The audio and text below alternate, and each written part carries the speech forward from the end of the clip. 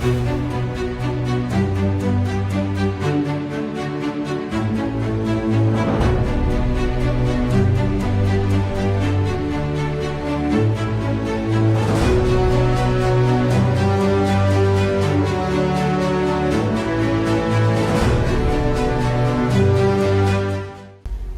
ni mashindano ya mpira wa miguu kwa mataifa ya Afrika yaliyoanzishwa miaka 69 iliyopita na kujizolea umaarufu mkubwa barani Afrika na duniani kote.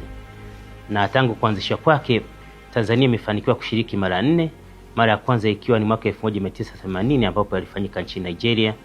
2019 mashindano yalifanyika nchini Misri. Mwaka 2023 mashindano yalifanyika nchini Ivory Coast, na mwaka 2025 mashindano yalifanyika nchini Morocco, ambako pia Tanzania ilifanikiwa kuvuka hatua ya makundi na kufikia hatua ya 16 bora. Sasa mwaka 2027 mashindano haya pia yanatimizwa miaka 70 tangu kuanzishwa kwake, na yamepangwa kufanyika katika nchi za Afrika Mashariki ambazo ni Tanzania, Kenya na Uganda, ambazo kwa pamoja zilishinda tenda ya kuendesha mashindano haya. Sasa hii pia itakuwa ni mara ya kwanza kwa mashindano haya kufanyika katika nchi za Afrika Mashariki tangu yalipoanzishwa. Kwa hiyo Tanzania kuwa mwenyeji wa mashindano haya si tu tukio la soka pekee, bali ni fursa muhimu ya kihistoria katika kuimarisha uchumi, kukuza utalii, kuongeza ajira, kuendeleza sekta ya michezo na kuitangaza nchi yetu kimataifa. Na katika makala hii utazifahamu fursa 12 muhimu zitakazojitokeza kutokana na Tanzania kuwa mwenyeji wa mashindano ya AFCON. Na nikuombe utufuatilie, kwa sababu hapo baadaye tutangaza utaratibu rasmi wa fursa hizi zitapatikana namna gani. Fursa ya kwanza ambayo tumeiona kwanza ni kuongezeka kwa biashara na shughuli za kiuchumi nchini, ambapo wafanyabiashara wakubwa na wadogo watanufaika kupitia hoteli na nyumba za kulala wageni ngazi zote. Wenye migahawa watauza chakula na vinywaji, wenye maduka ya bidhaa mbalimbali nao watauza kulingana na mahitaji ya wateja. Kuuza pia kutakuwa na fursa ya kuuza bidhaa zenye nembo ya mashindano, mavazi, bidhaa za utamaduni na zile zinazohusiana na soka. Sasa tunaona kwamba eneo hili litachochea mzunguko wa fedha katika jamii na kuongeza kipato cha wafanyabiashara. Fursa ya pili ni sekta ya benki na huduma za fedha kuongezeka kutokana na miamala ya kifedha itakayofanyika kupitia benki, hususan kwenye ATM, POS na zile huduma za kibenki zinazohama, yani mobile banking, lakini pia na huduma za simu.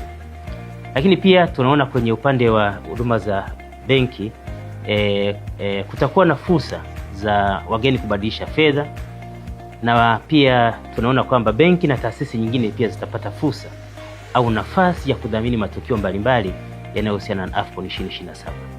Lakini pia benki zitaweza kubuni na kutoa bidhaa maalum za kifedha kwa wafanyabiashara wakubwa na wadogo ambao watapata fursa ya kuhudumia wageni. Fursa ya tatu ni tunaangazia ajira kwa vijana. Ni dhahiri kwamba kuwa na tukio kubwa na la kimataifa kama AFCON linahitaji nguvu kazi katika maeneo mbalimbali. Hivyo vijana watapata fursa kwenye maeneo ya ukarimu, usafiri, utalii, uandishi wa habari, uzalishaji wa maudhui, teknolojia na huduma nyingine. Lakini pia kupitia fursa hiyo vijana watapata uzoefu wa kufanya kazi katika mazingira ya kimataifa, ambao pia ni msingi wa kupata fursa nyingine za ajira na maendeleo ya kitaaluma kwa siku zijazo. Na fursa ya 4 ambayo tunaiona ni huduma za usafiri zitakavyoweza kutolewa kupitia nchi kavu, angani na majini. Kwa upande wa huduma za usafiri, hasa ule wa nchi kavu, kutakuwa na mahitaji ya usafiri wa abiria na ukodishaji wa magari yakiwemo mabasi yenye hadhi tofauti kwa ajili ya safari fupi kati ya viwanja vya ndege, hoteli na viwanja vya michezo, kwa maana vile ambavyo vitakuwa tunafanyia mazoezi na vile vingine ambavyo mechi zitakuwa zinachezwa. Aidha, kutakuwa na ongezeko la utumiaji wa huduma za teksi na usafiri wa mtandaoni kama vile Bolt, ambayo pia inajumuisha bajaji na bodaboda. Kwa upande wa usafiri wa angani tunaona kuna fursa nyingi.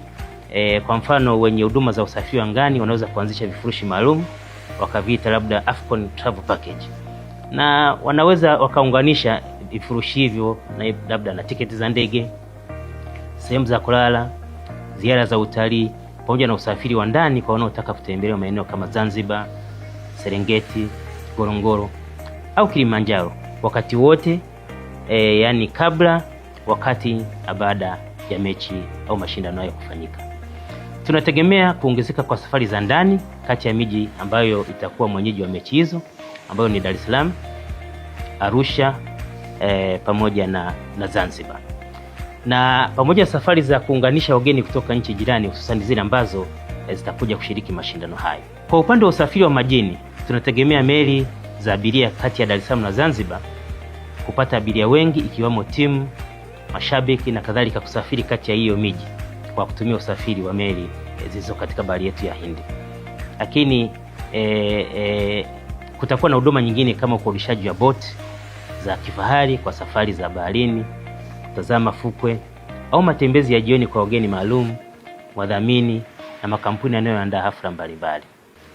Fursa ya tano tunaitazama katika eneo la kukuza vipaji na maendeleo ya soka, ambapo mafanikio ya AFCON yatawahamasisha vijana wengi kushiriki katika michezo na kuibua mijadala ya uwekezaji zaidi katika akademi za vijana, kocha, urefa na maendeleo ya vipaji nchini.